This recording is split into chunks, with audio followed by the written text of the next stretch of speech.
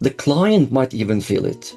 Mhm. The client might, sometimes I've experienced the client say, now you got it, or did you feel that, what did you do? Even they can say, what happened now? That kind of like, aha.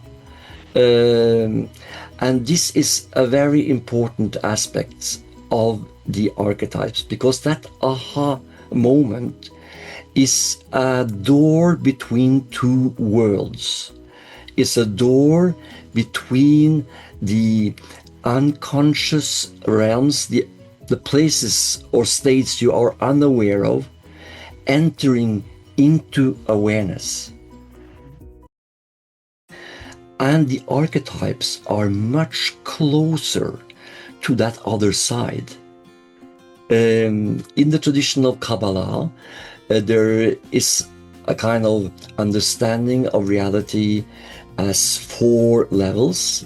Fire at the top is just a creative beam, a force that is there all the time. If it was not there, everything would disappear. That beam of energy, of manifestation, like the word of God, like, God is singing the creation. That is then, turning into the first kind of structure, which is like patterns on a mental, idea realm.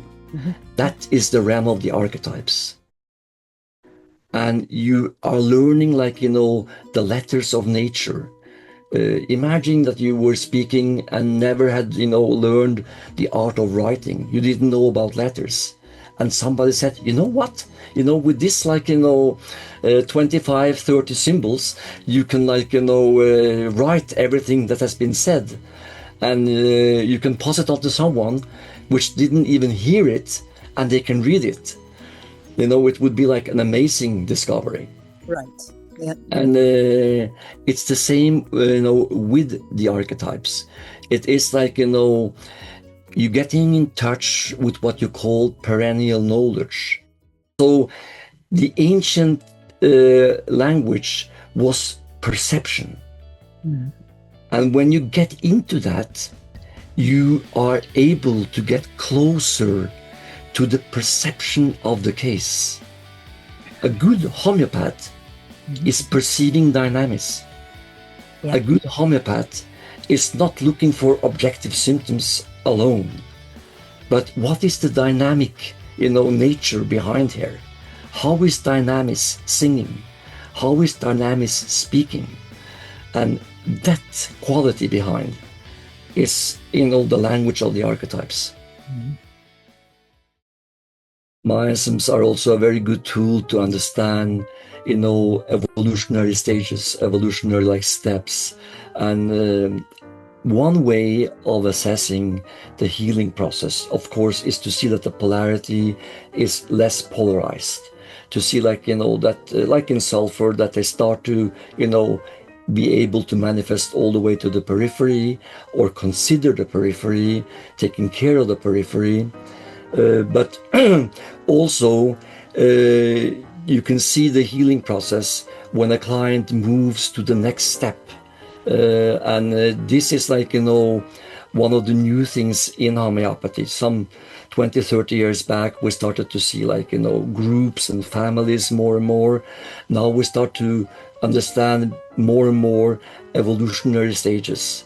Not only to find this reflects the client, but also to understand where they are at in their growth process. Mhm. Great. Mhm. Is there anything else you would like to mention about us when we call it a transformative journey, what we are doing in these seminars? The beauty of working in this way, of knowing the miasms, is that, it is healing. To just, learn symptoms by heart, to sit there with all these fragments of the remedies, is not very healing for the homeopathic mind. But to to see and perceive the coherence in every case is very healing. To be able to reflect that back to the client is healing. So it's a way that you can heal yourself. It's a way that you become more aware of your own process. So, it changes the way you work in a beautiful way. That's perhaps the most valuable thing for the homeopath.